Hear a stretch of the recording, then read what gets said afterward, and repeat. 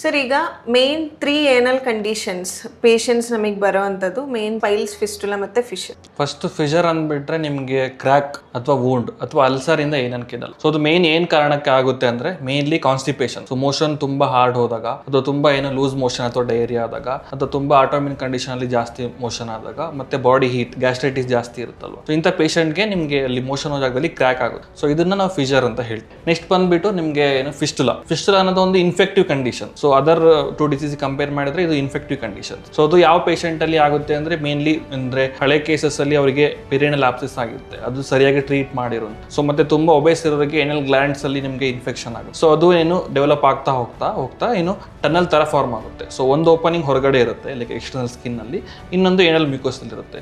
So ಎರಡು ಕೂಡ ಒಂದು ಟ್ಯೂಬ್ ತರ ಕನೆಕ್ಟ್ ಆಗಿರುತ್ತೆ. ಸೊ ಅದು ಇನ್ಫೆಕ್ಟಿವ್ ಕಂಡೀಷನ್, ಅದನ್ನು ಫಿಸ್ಟುಲಾ ಅಂತ ಹೇಳಿ. ಸೊ ಇನ್ನೊಂದು ಬಂದ್ಬಿಟ್ಟು ಹೆಮರಾಯ್ಡ್ಸ್. ಹೆಮರಾಯ್ಡ್ಸ್ ಅಂದ್ರೆ ಸೋಲನ್ ವಿಸಲ್ಸ್. ಸೊ ಈ ತರದ ಮೋಷನ್ ತುಂಬಾ ಪ್ರೆಷರ್ ಹೋದಾಗ ಅಥವಾ ತುಂಬಾ ಮೋಷನ್ ಟೈಟ್ ಆದಾಗ ಅಥವಾ ಈ ತರ ಗ್ಯಾಸ್ಟ್ರೈಟಿಸ್ ಪ್ರಾಬ್ಲಮ್ ಆದಾಗ ಏನಾಗುತ್ತೆ ಅಂದ್ರೆ ಅಲ್ಲಿ ಏನಲ್ ಕೆನಲ್ ಒಳಗಡೆ ತುಂಬಾ ವೇನ್ಸ್ ಇರುತ್ತೆ. ಯಾಕಂದ್ರೆ ಬಾಡಿ ಎಲ್ಲ ಆರ್ಗನ್ಸ್ ವೇನ್ಸ್ ಕೂಡ ಎಂಡ್ ಆಗುವಂತದ್ದು ಎಂಡ್ ಪಾರ್ಟ್, ಅದು ಏನಲ್ ಮ್ಯೂಕೋಸ. ಸೊ ಅವಾಗ ಏನಾಗುತ್ತೆ ಡ್ಯೂ ಟು ಪ್ರೆಷರ್ ಏನಲ್ ಗ್ಲ್ಯಾಂಡ್ಸ್ ಅಲ್ಲಿ ಅಥವಾ ವೇನ್ಸ್ ಅಲ್ಲಿ ರಕ್ತನಾಳಗಳು ಊದ್ಕೊಂಡ್ಬಿಡುತ್ತೆ. ಸೊ ಅದು ರಕ್ತನಾಳಗಳು ಊದ್ಕೊಂಡ್ರೆ ನಾವು ಏನಂತ ಹೇಳ್ತೀವಿ ಅಂದ್ರೆ ಪೈಲ್ಸ್ ಅಂತ ಹೇಳ್ತೀವಿ. ಸೊ ಅದ್ರಲ್ಲಿ ಮೇನ್ಲಿ 4 ಗ್ರೇಡ್ಸ್ ಇರುತ್ತೆ. ಸೊ ಫಸ್ಟ್ ಗ್ರೇಡ್ ಅಲ್ಲಿ ಸ್ವಲ್ಪ ಮಿನಿಮಮ್ ಸ್ವೆಲ್ಲಿಂಗ್ ಇರುತ್ತೆ, ಮತ್ತೆ ಪೈಲ್ಸ್ ಮೋಷನ್ ಹೋಗೋ ಜಾಗದಲ್ಲಿ ಒಳಗಡೆನೆ ಇರುತ್ತೆ, ಅದು ಆಚೆ ಬರುತ್ತೆ. ಮತ್ತೆ ಸೆಕೆಂಡ್ ಗ್ರೇಡ್ ಅಲ್ಲಿ ಅದು ಆಚೆ ಬರುತ್ತೆ, ಮತ್ತೆ ಅದು ಅದ್ರ ಪಾಡಿಗೆ ಆಟೋಮೆಟಿಕಲಿ ಒಳಗಡೆ ಹೋಗುತ್ತೆ, ಮತ್ತೆ ಮೋಷನ್ ಹೋಗ್ಬೇಕಾದ್ರೆ ಸ್ವಲ್ಪ ಬ್ಲೀಡಿಂಗ್ ಆಗೋ ಚಾನ್ಸ್ ಇರುತ್ತೆ. ಸೊ ಇನ್ ಥರ್ಡ್ ಗ್ರೇಡ್ ಅಲ್ಲಿ ಏನಾಗುತ್ತೆ ಅಂತ ಹೇಳಿದ್ರೆ ಸೊ ಅದು ಆಚೆ ಬರುತ್ತೆ, ಅದನ್ನ ಮ್ಯಾನ್ಯುವಲಿ ಕೈಯಿಂದ ಪುಷ್ ಮಾಡಬೇಕಾಗುತ್ತೆ ಪೇಷಂಟ್ ಮೋಷನ್ ಆದ. ಸೊ ಅದಕ್ಕೋಸ್ಕರ ಅದಕ್ಕೆ ಪೇನ್ ಇರುತ್ತೆ, ಮತ್ತೆ ಅಲ್ಲಿ ರಕ್ತ ಎಲ್ಲ ಹಿಪ್ ಕಟ್ಬಿಟ್ಟು ಥ್ರೋಂಬೋಸ್ ಹೆಮರಾಯ್ಡ್ಸ್ ಅಂತ ಹೇಳ್ತೀವಿ, ಅದೆಲ್ಲ ಆಗೋ ಚಾನ್ಸ್ ಇರುತ್ತೆ. ಮತ್ತೆ ಲಾಸ್ಟ್ ಸ್ಟೇಜ್ ಅಲ್ಲಿ ಪ್ರೊಲ್ಯಾಪ್ಸ್, ಅಂದ್ರೆ ಎಷ್ಟೇ ನಾವು ಪುಷ್ ಮಾಡಿದ್ರು ಕೂಡ ಅದು ಒಳಗಡೆ ಹೋಗೋದಿಲ್ಲ, ಅದು ತುಂಬಾ ಪೇನ್ಫುಲ್. ಸರ್ಜರಿ ಕೂಡ ಅಷ್ಟೇ ಕಾಂಪ್ಲಿಕೇಟೆಡ್ ಆಗಿದೆ. ಕಂಪೇರ್ಡ್ ಟು ಸರ್ಜರಿ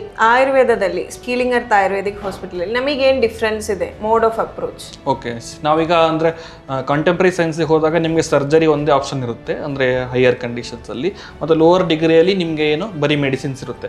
ಬಟ್ ಆಯುರ್ವೇದದಲ್ಲಿ ಎವ್ರಿ ಸ್ಟೇಜಿಗೂ ಕೂಡ ಬೇರೆ ಇದೆ. ಇದು ಫಸ್ಟ್ ಮತ್ತೆ ಸೆಕೆಂಡ್ ಇದರಲ್ಲಿ ಬರೀ ಮೆಡಿಸಿನ್ ಮತ್ತೆ ಲೈಫ್ ಸ್ಟೈಲ್ ಕರೆಕ್ಷನ್ ಅಷ್ಟೇ ಮಾಡ್ಬೋದು. ಮತ್ತೆ ಥರ್ಡ್ ಗ್ರೇಡಿಗೆ ಹೋದಾಗ ಕ್ಷಾರಕರ್ಮ ಅಂತ ಹೇಳ್ತೀವಿ ನಾವು, ಅದರಿಂದ ಟ್ರೀಟ್ಮೆಂಟ್ ಮಾಡ್ಬೋದು. ಮತ್ತೆ ಫೋರ್ತ್ ಹೋದಾಗ ಏನ್ಲಿ ಹೆಮರಾಯ್ಡೆಕ್ಟಮಿ ಕನ್ವೆನ್ಷನಲ್ ಏನ್ ಮಾಡ್ತೀವಿ ಆ ತರ ಸ್ಟೇಜ್ ವೈಸ್ ಟ್ರೀಟ್ಮೆಂಟ್ ಆಯುರ್ವೇದದಲ್ಲಿ ಇದೆ. ಸೊ ಅದು ಅಲೋಪತಿ ಟ್ರೀಟ್ಮೆಂಟ್ ಗಿಂತ ನಮ್ಗೆ ಆಯುರ್ವೇದದಲ್ಲಿ ಅದೊಂದು ಬೆನಿಫಿಟ್ ಅಂತ ನಾವು ಹೇಳ್ಬೋದು. ಓಕೆ, ನಮ್ಮ ಹೀಲಿಂಗರ್ ಆಯುರ್ವೇದ ಹಾಸ್ಪಿಟಲ್ ನಾವು ಪರ್ಟಿಕ್ಯುಲರ್ ಆಗಿ ತಗೊಂಡ್ರೆ ನಮ್ದು ಮೇಜರ್ ಇನ್ಶೂರೆನ್ಸ್ ಕಂಪನಿಯವ್ರ ಜೊತೆ ನಮ್ದು ಆಲ್ಮೋಸ್ಟ್ 15 to 20 ಇನ್ಶೂರೆನ್ಸ್ ಕಂಪನಿ ಜೊತೆ MOU ಇದೆ. ಸೊ ಕ್ಯಾಶ್ಲೆಸ್ ಫೆಸಿಲಿಟಿ ಇದೆ, ರಿಯಂಬರ್ಸ್ಮೆಂಟ್ ಫೆಸಿಲಿಟಿ ಇದೆ. ಸೊ ನೀವು ಯಾವುದೇ ಟೆನ್ಷನ್ ಇಲ್ದೇನೆ ಫೋಕಸ್ ನ ನೀವು ಅಂದ್ರೆ ರಿಕವರಿ ಮೇಲೆ ಮಾಡಿದ್ರೆ ನಿಮ್ಗೆ ಬೇಗ ರಿಕವರಿ ಆಗುತ್ತೆ. ಫೈನಾನ್ಷಿಯಲ್ ಫ್ರೀ ಆಗಿ ಅವ್ರು ಇಲ್ಲಿ ಬಂದು ಟ್ರೀಟ್ಮೆಂಟ್ ತಗೋಬಹುದು ವಿತೌಟ್ ರೆಕರೆನ್ಸ್ ಚಾರ್ಜ್.